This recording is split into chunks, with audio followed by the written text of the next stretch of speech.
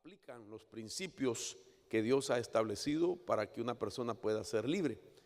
Pero hay también otra de las intervenciones que debe de tener un creyente, pero que aquí no necesariamente el 100% de la intervención viene de Dios, sino que se requiere de la participación personal muy particular. Por supuesto, Dios está detrás de toda esa agenda que el creyente pueda experimentar, pero esto que yo quiero platicarle a usted es una decisión que usted tiene que tomar, y que mi papel como ministro es enseñarle los pasos a dar en orden de que usted sepa aplicarse algunas cosas y que no tenga su vida una evolución llamada la evolución de la carne, sino que usted tenga una evolución espiritual, que es lo que nos interesa.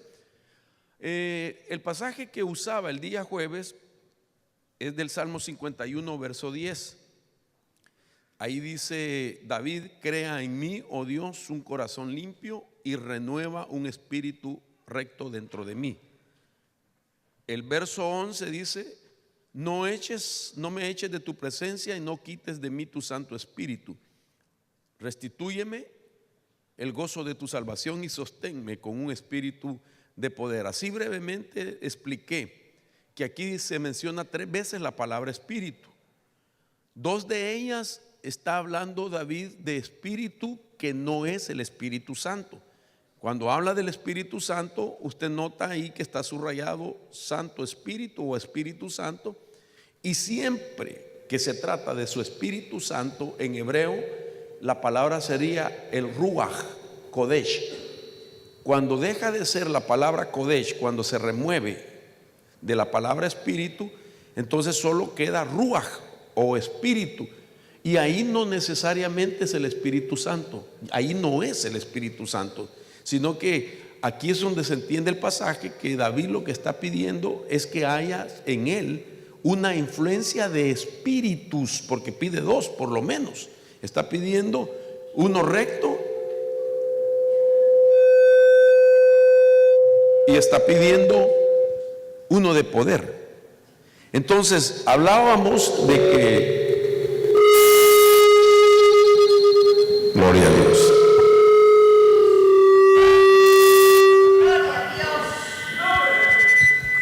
Gloria a Dios. Gloria a Dios, gloria a Dios. Es la unción, hermanos. Es la unción. Gloria a Dios. Qué presumido, ¿verdad? Entonces, uno de los pensamientos que nace es que David sí era consciente de que del creyente, él en su momento, pues estaba diciéndole a Dios que me influencian espíritus que vienen de ti, y que no necesariamente es el Espíritu Santo, sino que el Espíritu Santo gobierna a estos espíritus, Él les ordena que vayan, porque la Biblia dice que nosotros vamos a recibir espíritus ministradores porque estamos cada día alcanzando la salvación. Ese es un término donde entra la idea de cómo el proceso se tiene que ir dando en todo lo que concierne la salvación de nuestra vida. ¿Otra vez? Entonces, expliqué la importancia de ser espiritual, porque se es espiritual en el alma, no se es espiritual en el espíritu. En el espíritu se es celestial, en el alma se es espiritual o se es carnal, dependiendo lo que evolucionó, ya sea lo espiritual o la carne. De tal manera entonces que puse esta figura, que la vuelvo a poner, y es que en la Biblia se habla de 5 clases de hombres: el hombre natural, el hombre carnal, el hombre sensual, el hombre espiritual y el hombre de Dios. De manera que nosotros todos antes de Cristo fuimos hombres naturales. Hay una versión que dice incluso que el hombre natural es el hombre animal. Pero luego del hombre natural pasamos a ser todos también carnales, hombres carnales. El problema es que si no evolucionamos de lo carnal a lo espiritual, se corre el peligro de continuar la evolución de la carne, y del hombre carnal se puede pasar al hombre sensual. Y otros términos también que podría añadir, pero quiero concentrarme solo en esto. Entonces, el problema aquí es dejar evolucionar la carne. Si la carne evoluciona, entonces tiene una meta, tiene una consumación esa evolución, y es llegar a que aquello que era obra de la carne, o era deseo o apetito de la carne, inclinación o tendencia de la carne, se convierta, oigan esto, en un espíritu de la carne. Es decir, de que si la obra de la carne, dice Pablo en Gálatas 5, porque estas son las obras de la carne, entre ellas inmoralidad, esa es obra de la carne. Pero si eso evoluciona como carne, puede llegar hasta el punto de ser un espíritu de inmoralidad. Solo se remueve obra, deseo o apetito y se convierte en un espíritu. Y esto es lo tremendo, porque cuando llega a ser espíritu la obra de la carne, la intervención ahí debe de ser violenta, como dije. Tiene que haber una liberación de espíritu o de demonio, porque en el traspaso de una persona a entidades que son más complejo su trabajo, por ejemplo, de un espíritu inmundo, cuando ya el espíritu inmundo ya no quiere a una persona, se lo entrega a un espíritu acatartos, que es peor que el inmundo. Cuando el acatartos ya no lo quiere, se lo entrega a demonios. Y el demonio no necesita mucho tiempo el cuerpo de una persona. El demonio lo que va a hacer, lo va a matar en cualquier momento. Porque un demonio lo único que está haciendo, y por qué puede tomar un cuerpo, posesionarlo, es porque quiere cobrar una venganza ancestral. Es decir, que el demonio, como viene de una creación donde perdieron su cuerpo, entonces ahora ellos sienten celos por el cuerpo que nosotros nos ha sido dado en Cristo Jesús, un cuerpo de luz. Entonces ellos quieren destruir ese cuerpo. El espíritu inmundo no, como son espíritus de humanos irredentos de diferentes épocas, comenzando desde el diluvio de Noé, que fue el juicio de Dios. Entonces estos espíritus irredentos se convierten en espíritus inmundos, y ellos buscan un cuerpo para seguir saciando sus instintos inmundos, y buscan un cuerpo que vaya de acuerdo a la inmundicia que el espíritu tenía. Es decir, si este espíritu de inmundicia era de alcoholismo, busca una persona que tenga problemas de alcoholismo, porque ahí está el receptor dentro de la persona. Entonces, basado en eso, estamos viendo que nuestra tarea, hermanos, es trabajar a que la carne no evolucione, porque no podemos negar, perdón que diga esto, de que no podemos calificar siempre que una persona es o no espiritual por lo que hace en la iglesia. Es decir, no se es espiritual solo porque se viene a la iglesia, porque hay carnales que vienen a la iglesia también. Usted no, usted está tranquilo. Yo a usted lo miro hasta que rayos salen de su cuerpo y todo así en calidad. Pero hay gente carnal en la iglesia, ¿verdad? No solo porque se canta se es espiritual. Hay gente que canta para el Señor pero es carnal. Y así hay muchas cosas que se hacen, que las puede hacer el espiritual y las puede hacer el carnal. Pero entonces es aquí que la tarea de nosotros no es señalar, por supuesto, a nadie, pero sí que cada uno de nosotros se pueda examinar si a lo que se inclina es por ser o estar todavía en un estado de carnal y todavía no le ha prestado atención a esto. Entonces, cuando yo miro esto, necesariamente tengo que llevarle a usted a explicar cómo evoluciona la carne de todos. Fíjese qué interesante que cuando usted era hombre natural, cuando hablo de hombre me refiero también a la mujer, hombre o mujer natural, no comprende las cosas del espíritu, le parecen locura las cosas del espíritu.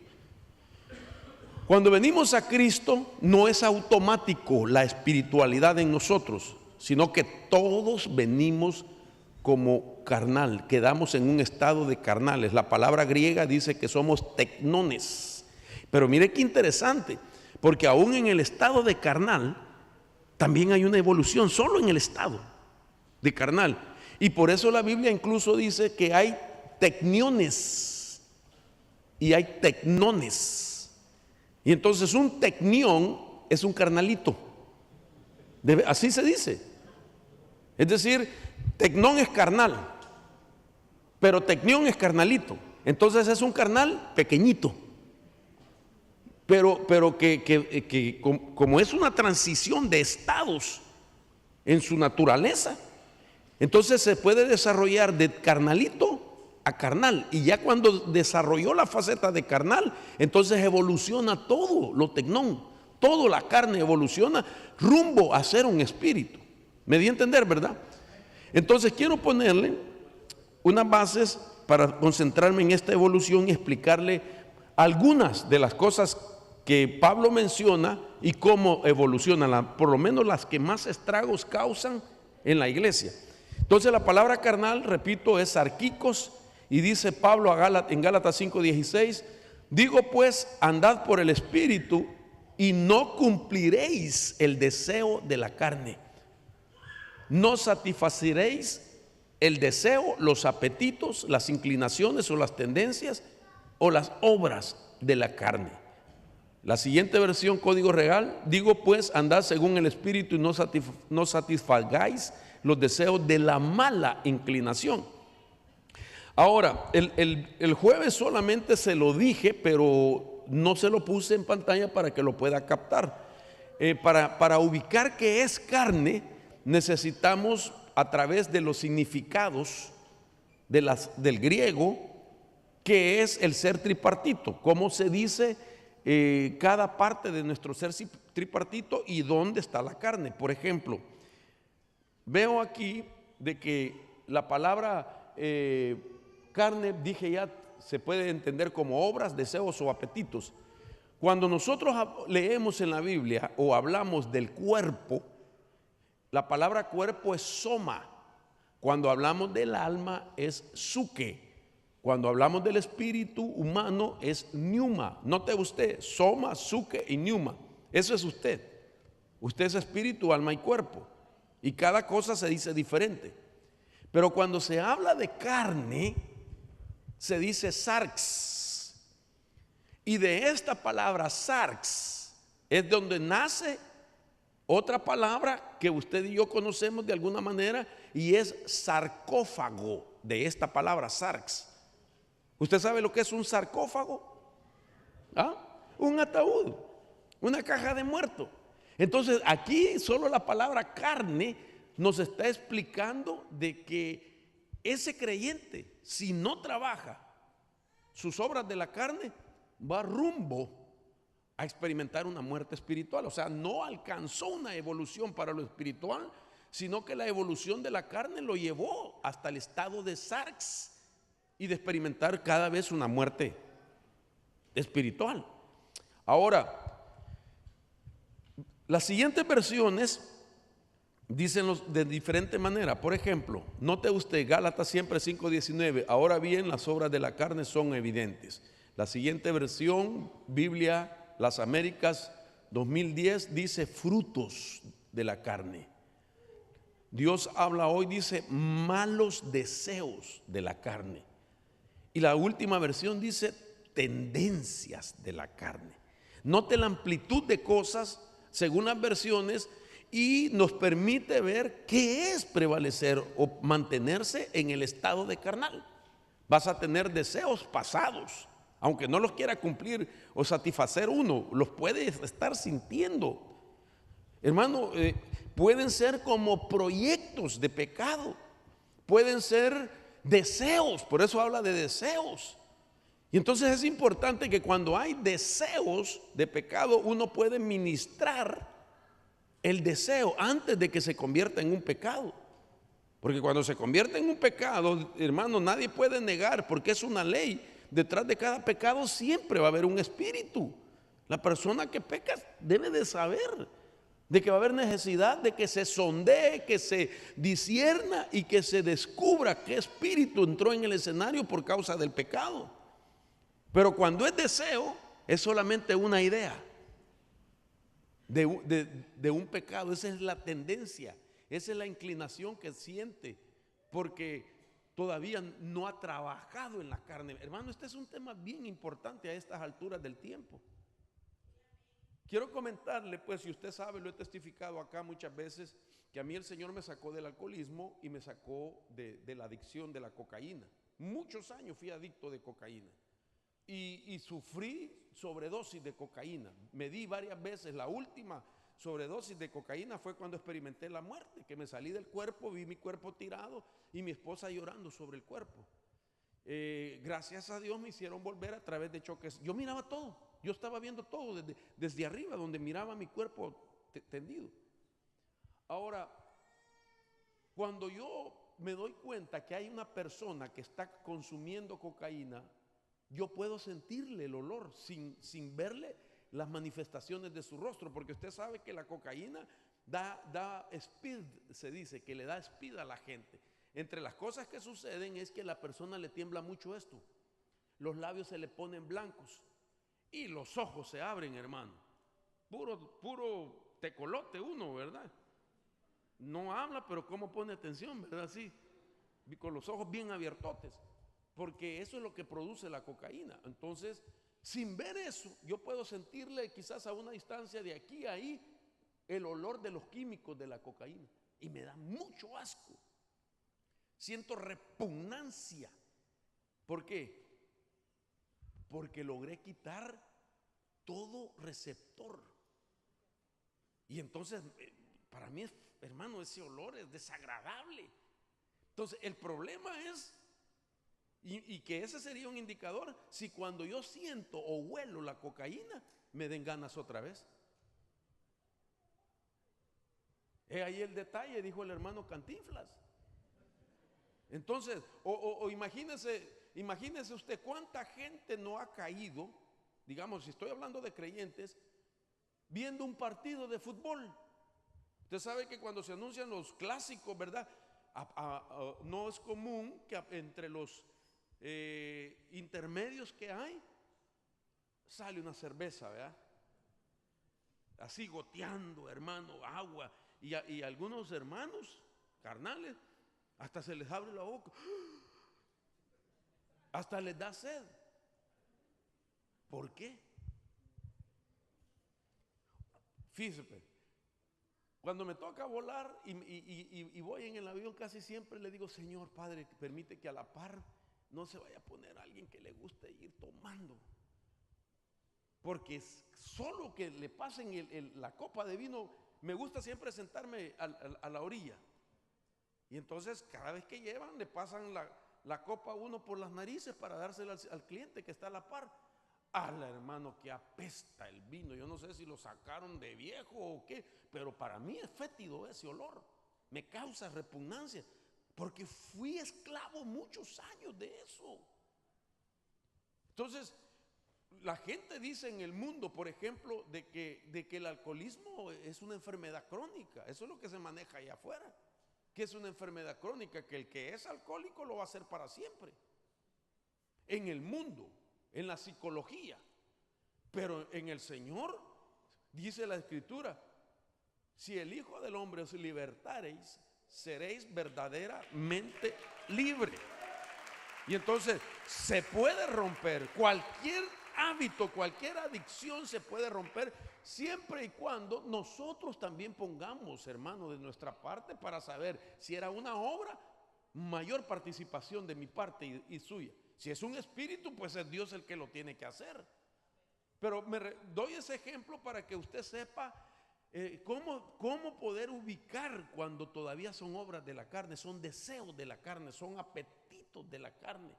Interesante, porque los apetitos de la carne, los deseos de la carne, si no se ha quitado el receptor, hermano, la gente cuando lo siente, los desea, no crea que si está ahí, siente bien el tener otra vez un deseo sobre eso. Se va a sentir bien. No crea que si tiene ese receptor, no va a decir, ay, qué feo, qué mal huele, pero de todas maneras le voy a entrar. No, siente placer. Como dígame usted, ¿por qué el pecado tiene tanto éxito en el ser humano? Porque el pecado tiene atracción.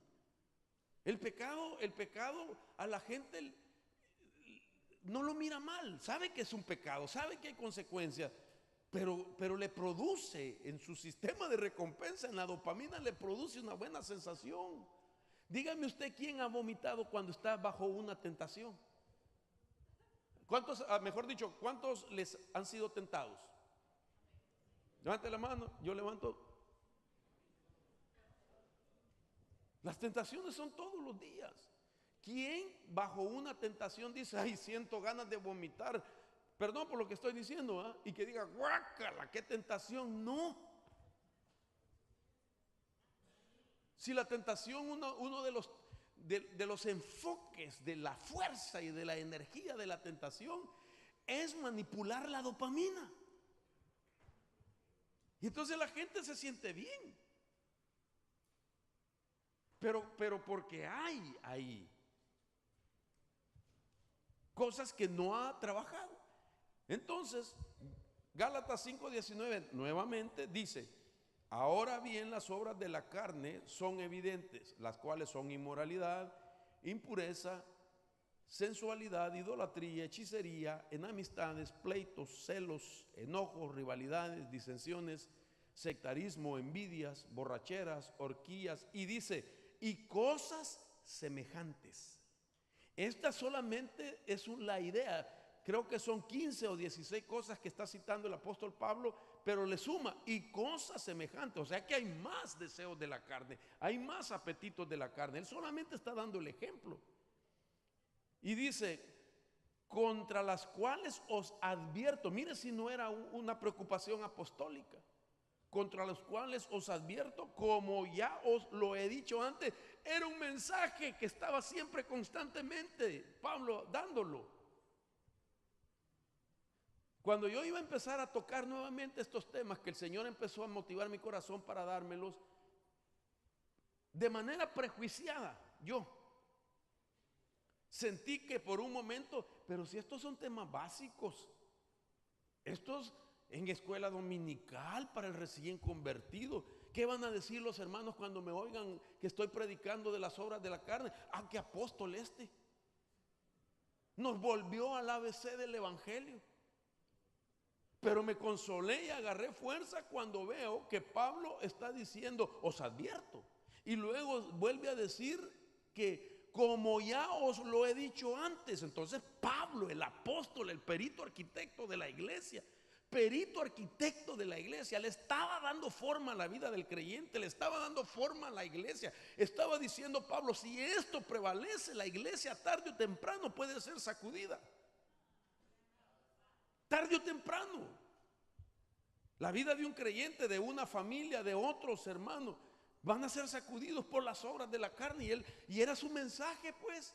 Era un mensaje constante, un mensaje que les recordaba. ¿Por qué? ¿Por qué no fue solo un mensaje y ahí se acabó todo el sermón de Pablo? Porque es una evolución las obras de la carne. Son etapas, son procesos. Y de igual manera, si hay un proceso que se ha venido, digamos, orquestando o tejiendo, se ha venido desarrollando ese proceso, de igual manera hay que venirlo trabajando en orden de irlo desapareciendo también, el proceso. Entonces, es un tema que sí nos concierne definitivamente. Entonces, déjeme ponerle ahora de manera, en un diagrama, voy a ponerle la evolución de la carne. Por ejemplo, lo primero, obra de la carne, que se hizo o se formó por la vida sin Cristo. Si nosotros estando en Cristo no trabajamos eso, entonces la obra de la carne se convierte en una costumbre de la carne. Y una costumbre de la carne se vuelve un hábito. Hermano, la carne puede aprovechar tan rápido la evolución de aquí en adelante, Porque usted sabe que yo hoy ya se sabe, mejor dicho, y usted ya sabe, de que un hábito se puede formar a los 21 días. Un hábito se forma a los 21 días. Usted pone el despertador que todos los días, el primer día, le suene a las 3 de la mañana, o que todo así uno cansado lo apaga, pero sigue la costumbre el siguiente día. Ya cuando usted llega al día 22, usted se despierta para despertar a la alarma. Ya está el hábito, ya se formó en la mente, ya se formó en el cuerpo. Y a partir de ahí, cuando ya viene a ser un hábito, tarde o temprano se convierte en leyes de la carne. Se vuelve una ley, algo que obliga a hacerlo. Una ley ya es una influencia mayor, te lleva a cumplir aquello. Ya no es solamente un hábito, ahora se convierte en una ley. Y la ley, toda ley mala, te lleva a pecar. Entonces, cuando se está en el pecado de la carne, entonces toda la energía que se tiene se comienza a desgastar en el pecado. Y si llega ahí, entonces la última faceta es espíritu inmundo de la carne. Es decir, espíritu inmundo que tomó lugar en la carne donde estaba el deseo, el apetito o la obra. Ya dejó de ser un deseo, ya dejó de ser un apetito y ahora se convierte en un espíritu. Ahora, ¿por qué pueden venir ellos? Porque resulta, y esto es lo tremendo, que un espíritu inmundo se alimenta de los apetitos de la carne. Entonces ellos encuentran nutrición, por decirlo así, en los apetitos de la carne. Y esto lo dice la versión que le voy a poner en este momento, Gálatas otra vez 5:19, y solo voy a leer el verso 20. Idolatría, espiritismo, es decir, todo lo que ya se menciona desde el 19. La Biblia esta me llamó la atención que enfatiza después de la palabra espiritismo, con la cual alentamos las actividades demoníacas. Lo voy a leer. Cuando seguimos nuestras malas tendencias, obras de la carne, cuando seguimos nuestros deseos de la carne, caemos en adulterio, fornicación, impureza, vicios, idolatría, espiritismo, con lo cual alentamos las actividades de demonios o demoníacas. Alentamos, le damos fuerza, atraemos. Así que esto es tremendo, de que ellos persiguen el olor que produce el apetito de la carne, la obra de la carne. Y entonces no queda otra forma más que trabajar con esto. ¿Cómo cree usted que hay que trabajar con las obras de la carne? ¿Sabe cómo la iglesia tradicional trabajaba hace tiempo con las obras de la carne? Sacrificándose ellos, golpeándose las espaldas con látigos para quitar los deseos de la carne. Los monjes se castigaban a sí mismos. Esa era la doctrina de ellos, que era golpeándose, sacrificándose para quitar las obras de la carne. Pero en la Biblia nosotros vemos algo diferente, y esto lo dijo el Señor Jesús. Dice así: todo sarmiento que en mí no da fruto, lo quita, y todo el que da fruto, lo poda, para que dé más fruto. Cuando dice que lo quita, lo levanta, lo eleva del suelo, está caído, digamos, y después lo levanta. Pero cuando habla de la poda, dice que quita las impurezas, la suciedad y los brotes inútiles. Entonces, usted y yo tenemos que experimentar una intervención particular, muy propia, personal. Es decir, nadie le va a echar fuera a un creyente y a nadie ninguna obra de la carne. Nadie puede venir a decirle al pastor, a Edwin o a los líderes: apóstol Edwin, ¿me puede echar fuera, por favor, la obra de la carne tal? No se puede, a no ser que se haya convertido en espíritu. Entonces, ¿qué hay que hacer? Hay que podar, porque son frutos según algunas versiones. Entonces la poda es para abrirte a una nueva faceta de bendiciones en Dios. Ahora mire, quiero darle una parafrasis del versículo 5:23, otra vez de Gálatas, y dice así, esa parafrasis es mía: los que son de Cristo han podado la carne con sus pasiones. Basado en el pasaje que dice, pero los que son de Cristo han crucificado la carne con sus pasiones y sus deseos. Aquí hay un nivel que se está mencionando Pablo en esa misma evolución de la carne, y es pasiones, que podría ser añadido al diagrama que le puse. Pasiones de la carne. Y entonces los que son de Cristo han podado la carne con sus pasiones, porque Él mismo lo dijo: todo sarmiento que en mí no da fruto lo quita, y todo el que da fruto lo poda para que dé más fruto. Y ese es el problema, porque cuando nosotros estamos en la carne, estamos en una frontera que nos puede llevar a lo espiritual. Tenemos acciones, tenemos participación en la iglesia como que fuéramos espirituales, pero ya dije, lo que se hace no necesariamente implica o indica de que se es espiritual 100%. Y que cada uno, ustedes, que esto es lo tremendo, aquí yo no puedo señalar a nadie que es carnal, aunque es muy fácil identificarlo, pero no es mi tarea de decirle: mira, hermano, tú eres carnal. Porque hay gente que le dice: ay, ese hermano sí es carnal, o esa hermana sí es carnala. ¿Me entiende? Pero no se trata de eso, sino que se trata que uno debe de reconocer sus deseos, sus apetitos, sus inclinaciones, sus tendencias, sus obras de la carne. Ni siquiera, quiero decirlo solo como una idea, ni siquiera yo le puedo decir a mi esposa: mira, esa es obra de la carne la que vos tenés. Ni siquiera eso, sino que ella tiene que reconocer. Ni siquiera ella me debe de decir, yo lo tengo que reconocer.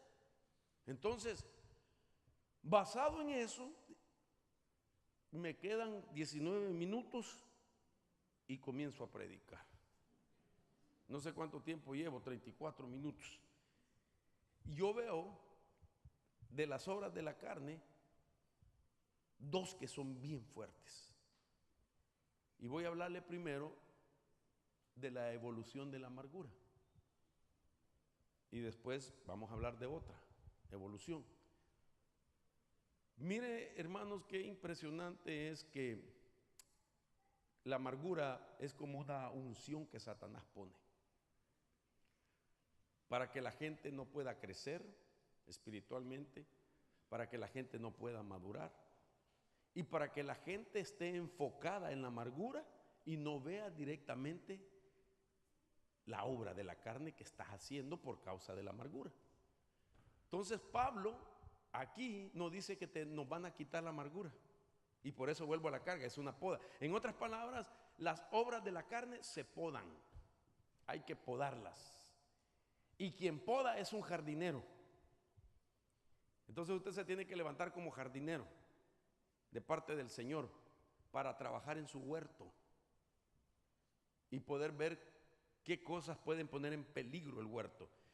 Entonces Pablo aquí dice: sea quitada de vosotros toda amargura. Entonces no dice que te la van a quitar.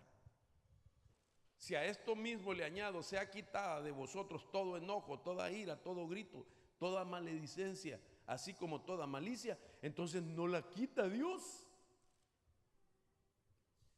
sino que nosotros tenemos que quitarla.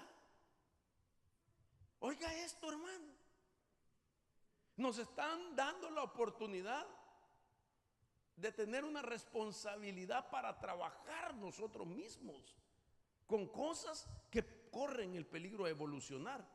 Ahora, aquí es importante también que nosotros veamos qué es una amargura, con qué la amargura conecta también.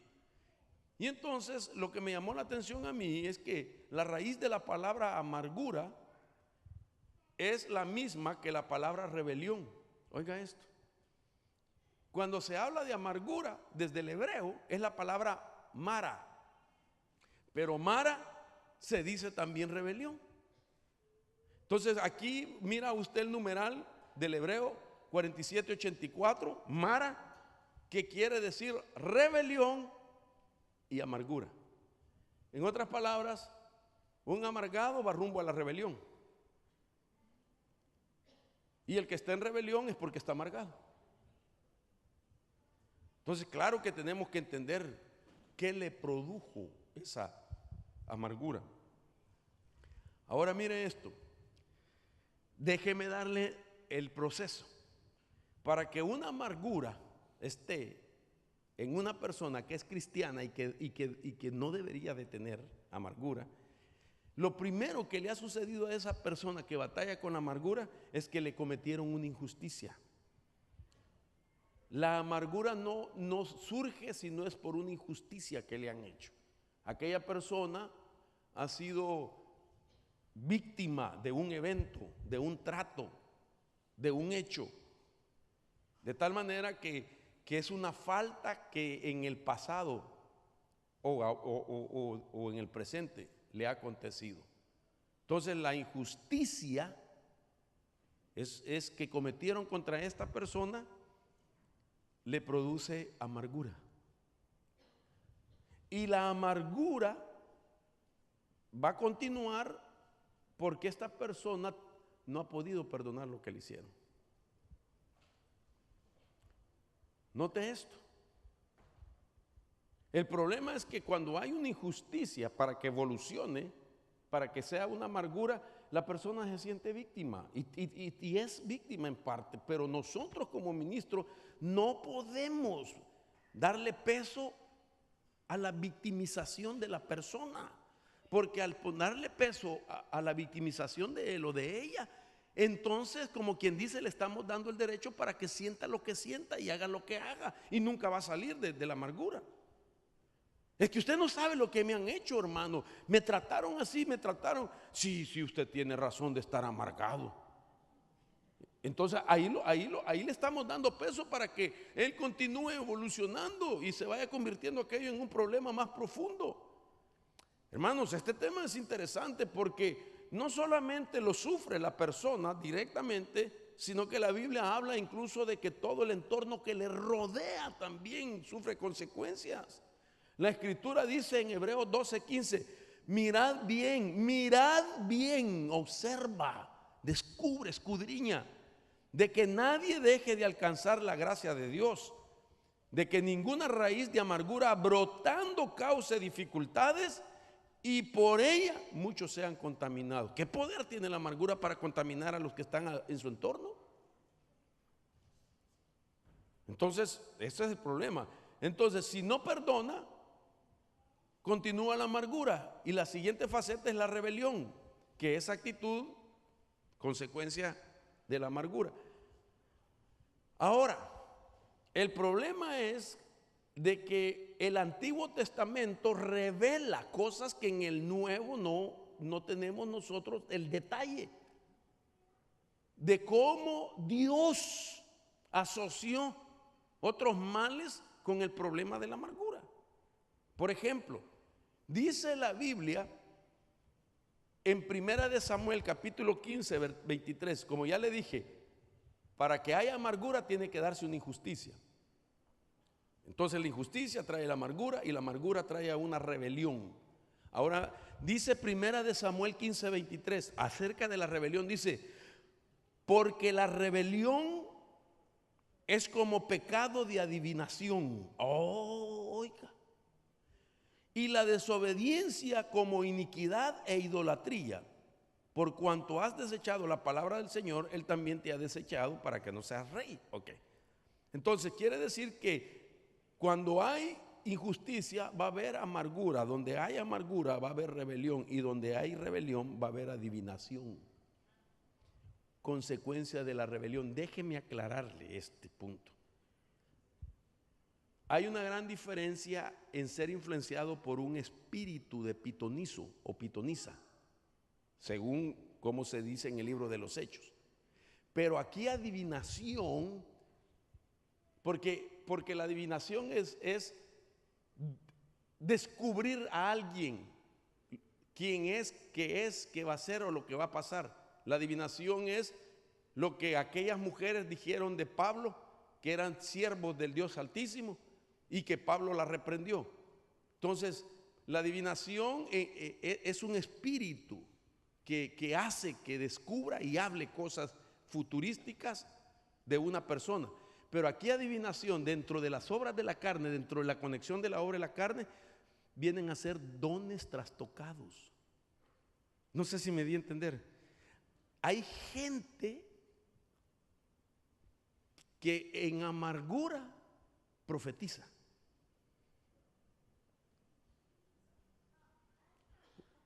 Hay gente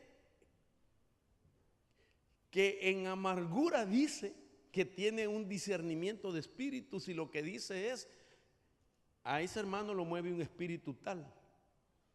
Entonces está operando con adivinación, que significa en el nuevo pacto también dones trastocados. Entonces esto es tremendo. Y si hay un don trastocado, hay idolatría. Pero una idolatría de una de sus formas, que vendría a ser la egolatría de su dolor. Aquello que le causa tanto dolor lo ha puesto en alto. Esto es tremendo. Le duele, le hace sufrir, pero no lo suelta. Miren entonces cómo va, porque esto está en 1 Samuel 15:23. Y por último dice que viene a ser un espíritu de iniquidad. Dios mío, ¿qué hice? Un espíritu de iniquidad, se lo voy a volver a poner rapidito.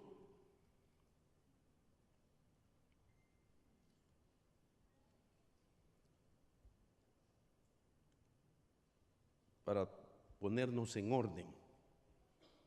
Ok, espíritu de iniquidad, que son escenarios que los espíritus van a utilizar. Ok, entonces, aquí estamos hablando de lo que es la amargura, hermanos. Ahora mire lo que decía el salmista acerca de la amargura. Cuando mi corazón se llenó de amargura y en mi interior sentía punzada. Este texto nos manda ahora de que la amargura se convierte en una emoción, y al ser una emoción de amargura se piensa a dañar la salud del cuerpo, porque lo que está sufriendo el amargado son ataques, microataques a su corazón. Entonces está diciendo, y corre el peligro que el amargado sufra un ataque al corazón. Entonces la amargura se puede definir como un constante resentimiento que sufre la persona. Y nosotros tenemos que ser libres de toda amargura en el nombre de Jesús. Porque es un veneno en nuestra vida. Ahora vea todo el panorama de la amargura. La amargura viene a ser el receptor que envía señales a un emisor para que vengan otros mal. Es decir, que lo que está por dentro tira señales para que espíritus que están al acecho puedan venir, porque lo que quieren es convertir aquella obra de la carne en un espíritu. Entonces, ¿cómo se siente un amargado? Bueno, se victimiza a sí mismo, hay autocompasión, los sentimientos y emociones están envenenados. Tiene enojo, vive con resentimiento, vive con rencor, con odio, con ira, con venganza, participa en calumnia, en murmuración, sufre paranoias, es desconfiado y critica todo. Un amargado, hermano, un amargado hace de todo. Porque su alma está dañada. Entonces puede participar en todo. No hay un amargado que diga, no, yo no quiero oír murmuración. Es el que más oye. No hay un amargado que diga, no, yo no critico. Es el que más critica. Porque está amargado. Entonces tiene un montón de males que pueden ser fáciles caer en ello. Ahora, ¿por qué es importante esto? Porque la amargura es un obstáculo para el renuevo de nuestra vida, de nuestra alma. No va a haber renuevo si no hay una poda en nuestra vida. Ahora, tenemos que examinar. Ahora mire las cosas que puede uno perder cuando se siente amargado. Es decir, ¿qué emociones son atacadas cuando alguien está amargado?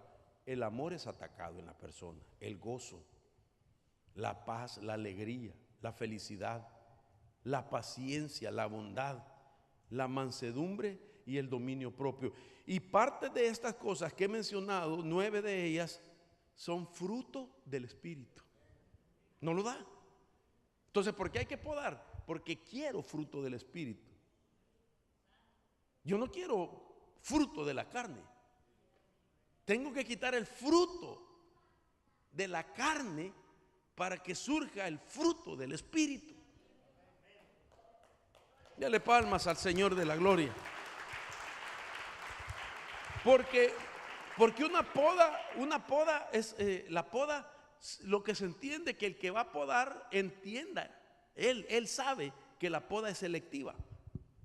El jardinero sabe que va a quitar una parte de un árbol o de una rama que ya no produce, que está seca, y lo único que está haciendo es robando la savia de la raíz, está quitando los nutrientes que necesitan otras partes de ese árbol, y entonces tiene que cortar eso para que salga, pues puede venir el renuevo ahí, o puede cortar para que ya no siga robando los nutrientes que necesita otra parte del árbol. Y este es el problema, de que no puede dar los frutos del Espíritu porque hay una parte en su vida que le está robando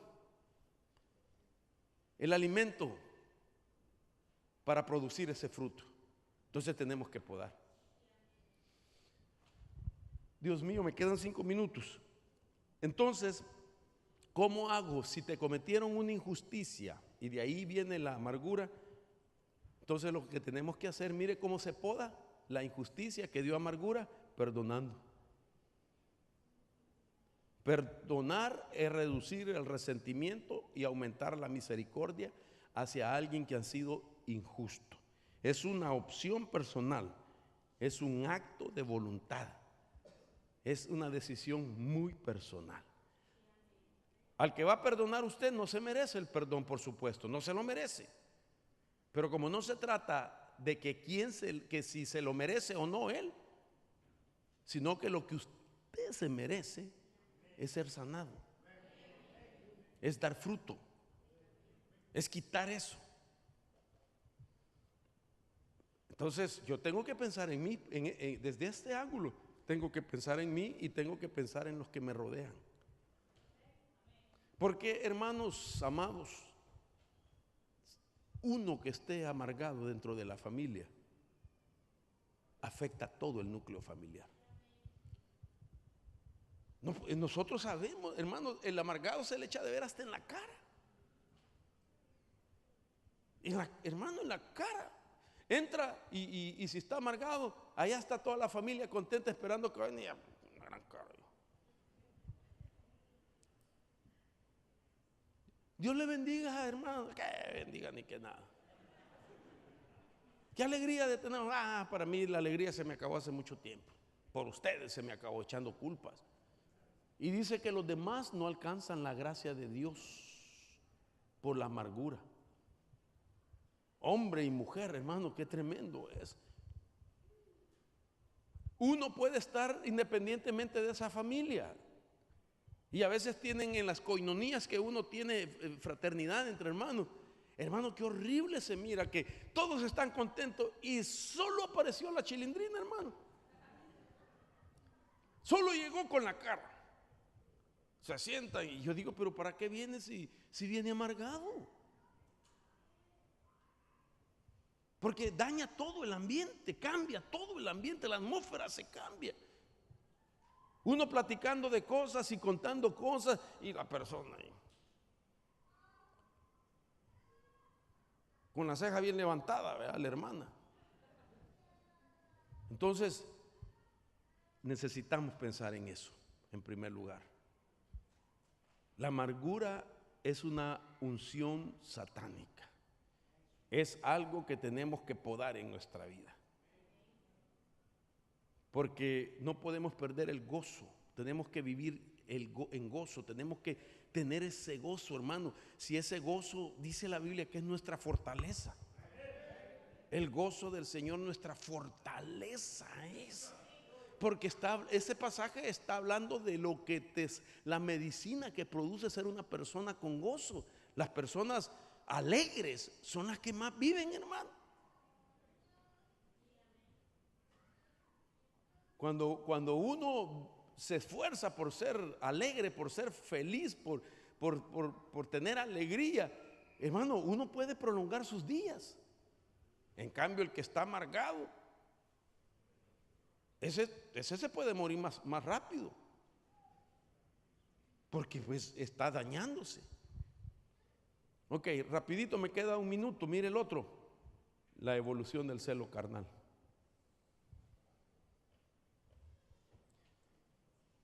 ¿Qué sucede cuando una persona tiene celo de la carne y no trabaja con el celo? Dice la Biblia, Gálatas 5:19, y manifiestas son las obras de la carne, y otra vez que son adulterio, fornicación, pero es subrayado celos, porque aquí está diciendo que en un momento es obra de la carne, porque hay celo natural, todos lo traemos. Hay celo de Dios, hay celo de la carne, pero dice Números y un espíritu de celo. Entonces, desde Gálatas 5:19, por decirlo así, que era solamente de la carne, celo de la carne, se convierte en un espíritu de celo. Y el celo es progresivo.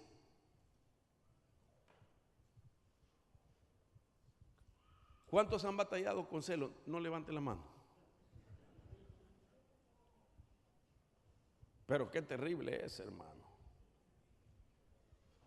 Qué terrible es para la persona que siente celo. Porque la palabra celos viene de una raíz que se dice celus, con Z, celus. Y esa palabra significa el que herve. Es el que está hirviendo, eso quiere decir celos. Ahora, el celo es progresivo dependiendo de lo que la persona ha vivido. Por ejemplo, mire los gestores del celos. Puede surgir de una real infidelidad. 1. Puede originarse en una fantasía no realizada. 2. Y el número 3 se originó cuando una persona ha sido infiel y teme le suceda lo mismo. Entonces hay 3 cosas. Sin embargo, alguien podría decir, bueno, yo soy celoso por lo que me pasó. Y pretende que tener la razón por lo que cela. Tiene razón, pero no la tiene. La razón es que el celo fue provocado por una infidelidad. Pero no es una razón para tenerlo, porque quien se daña primeramente es la persona que lo tiene. Esa es una. Segundo, puede originarse en una fantasía no realizada. Es decir, que aquella persona pensó alguna vez tener una experiencia con otra persona que no era su cónyuge y no lo consiguió, solo fue una fantasía. Y piensa que ahora casado, su cónyuge posiblemente tiene fantasías también con otra persona. Pasó a alguien, la estás viendo, ¿verdad? Sí, no, ya lo sabía ya. Mi Diosito me lo reveló. Porque todo eso surge, hermanos. Pero lo cardíaco es esta tercera. Y esta tercera es la que se da casi en un 75% en las personas celosas. 75% del celoso tiene que ver con esto, y es que es celoso porque ha sido infiel y teme que le suceda lo mismo. Eso se llama celo, proyección psicológica. En la psicología así se llama, celo, proyección. Y lo que quiere, en otras palabras, es: el ladrón juzga por su condición.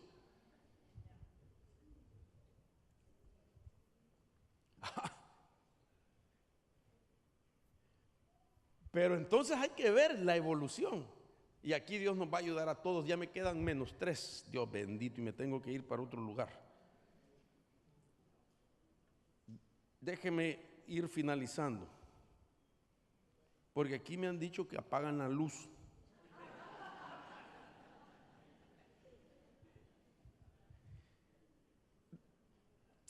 Déjeme ver dónde lo llevo.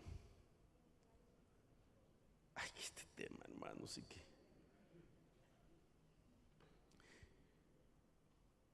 Todos los. Déjeme ir aquí. La evolución del celo. Perdón, este es. Mire, antes de entrar en la evolución existen celos de Dios, ya dije, y celos normales. Pero mire la evolución ahorita. Primero celos, obra, deseo o apetito o fruto. Viene de la vida anterior. Cuando el celo continúa, se convierte en celos amargos. Si continúa, se convierte en celos pecaminosos, porque Santiago 3:14 dice, pero si tenéis celos amargos, y luego dice, ahí hay confusión y toda obra malévola. Entonces esos son los celos pecaminosos, pero después se convierte en sabiduría diabólica. Y la sabiduría diabólica del celo es la que le hace sentir y decir a la persona, según la persona que vive celo, cree que es muy astuta y descubre: ¿por qué viniste tarde? De plano que con alguien te quedaste. No soy tonta o no soy tonto, a mí no me la vas a hacer. Esa es sabiduría diabólica de celos. Hasta le canta el corito: tu ropa huele a leña de otro hogar, le dice, hermano. Qué terrible, ¿verdad? ¿Usted cree que esto es así? No, hermano. A nosotros nos ha tocado ministrar gente que el esposo hasta le huelía la ropa de ella. Y hasta el interior, hermano. Eso ya no es normal. Le controlaba los segundos, miraba en qué gastaba, le buscaba en su cartera si había recibos para ver en qué había gastado, le chequeaba las tarjetas de crédito para ver en qué había gastado, le controlaba el celular. Si estaba dormida y pues uno a veces habla dormido, hermano. ¿Usted no habla dormido? Bueno, yo hablo en lenguas cuando estoy dormido. Aleluya, gloria a Dios. Pero cuando estaba, hasta se le ponía para ver si mencionaba un nombre y la despertaba. ¿Qué nombre dijiste? ¿Qué nombre dijiste? Es el nombre de una persona. Dijiste San Caralampio. ¿Quién es ese? Terrible. Entonces, ¿por qué? Porque quiere tener la inteligencia, la astucia. Luego viene el espíritu de celo. Ya lo controla un espíritu. Y después de eso viene lo que se llama celopatía. Se convierte en un celópata. Y entonces aquí ya se está en un nivel de espíritu de celo con efectos psicológicos.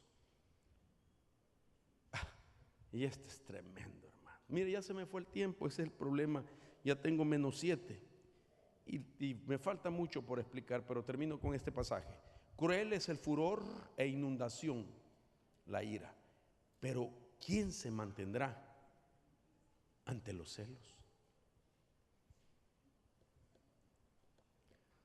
Cuando ya cautiva la mente, la imaginación, ya su imaginación está capturada. Y ya la persona, uno de los indicadores de una persona celosa es que asegura tener pruebas. Tengo las pruebas en mi mano. Y dice también, Dios me lo reveló. Porque no sabe que está batallando con un celo. Se vuelve agresivo o agresiva. Se vuelve controlador. Manipula.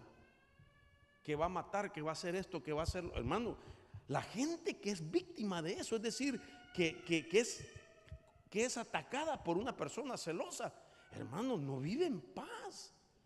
Y cada vez va reduciendo, se va sometiendo, cada vez se va sometiendo a la voluntad del que lo cela, cada vez. Quiere tener siempre a su lado a la persona, se cree dueño de sus ojos, se cree dueño de sus oídos, se cree dueño de sus pensamientos. Ese es el celo, eso no es normal, eso es diabólico.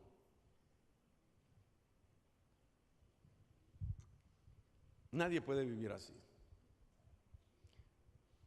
Entonces, antes de que se vuelvan las obras de la carne al punto máximo de peligro, mejor podar. Y entonces yo termino mejor y me voy, ¿verdad? Y yo le invito a que se ponga sobre sus pies.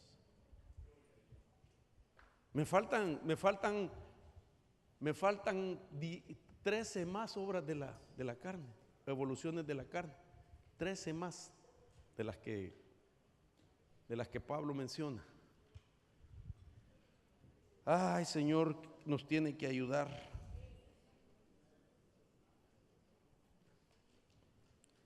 En el nombre de Jesús.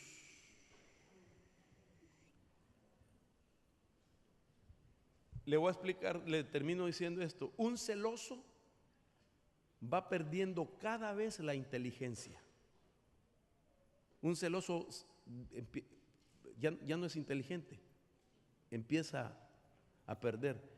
Y el efecto del celo, mire cómo se conduce, es considerado una persona inmoral, porque se imagina lo peor del otro.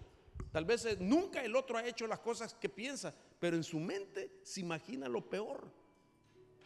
El celoso cree que está en el cuerpo de su cónyuge, del que sospecha, y asegura, no, así fue, así tomaste la mano, así hiciste estas cosas. Entonces tiene actos inmorales, pensamientos de impureza. El celoso sufre estados depresivos, tiene instintos de homicidio, deseos también de suicidio y toda clase de males almáticos. Necesita ser ayudado. Tiene que salir de ahí. El celoso, sus actitudes pueden ser violentas, agresivas, confrontativas y amenazantes contra el ser a los que van dirigidos sus celos. Otro de los indicadores del celo es que para aliviar un poco la influencia del espíritu de celos, la persona necesita mantenerse cerca del individuo la mayor parte del tiempo, ejerciendo control. Los efectos secundarios son: se divorcia de la realidad antes de divorciarse de la persona. El ser tripartito va a ser absorbido por la amargura, seguirá construyendo más suposiciones y confusiones, constante decaimiento emocional, se crea fortaleza mental que detendrá el crecimiento espiritual, y tiene ciclos depresivos que lleva a vicios o adicciones. 3 áreas de su cuerpo que afecta fuerte. A un celoso se le puede decir neurotóxico al celoso, y neurotóxico significa que afectó el sistema de sus nervios. Se le puede decir cardiotóxico, también afectó el sistema cardiovascular, y esto está comprobado. Y se le puede decir hemotóxico, que inflama el sistema sanguíneo. No solamente está batallando en su mente, sino que está dañando su propio cuerpo y está dañando otra vida. Es algo terrible. Padre, en el nombre de Jesús, si alguien aquí quisiera venir al frente y decir: Señor, yo vengo a hacer una poda en mi vida, yo no quiero que evolucione la carne, Yo quiero salir de ese estado e ir a lo espiritual y que haya una evolución espiritual. Venga a entregar eso. Venga para que oremos en el nombre de Jesús. Es una poda donde usted tiene la mayor participación, donde usted identifica aquello que puede evolucionar, pero usted le está quitando la fuerza, la energía y el poder para que aquello no vaya a llegar a su meta. En el nombre de Jesús, aquellos que han batallado con amargura por alguna injusticia que les hicieron, si te pagaron mal por el bien que hiciste, si de quien no esperabas te dañó tanto, hubo abusos físicos, psicológicos, sexual, y eso te amargó, ven y entrega esa amargura perdonando al que te dañó. En el nombre de Jesús, en el nombre de Jesús, vamos. Si has batallado con el celo, también este es tu momento. Dile: Señor, perdóname por vivir así, por sospechar de alguien que no se merece. Perdóname, Señor, para no ser estorbo para esa persona. Y si hubo una razón de infidelidad, también debes perdonar, para que no tenga derecho ese celo en tu vida. En el nombre de Jesús, Padre, oramos por tus hijos, tus hijas en esta hora.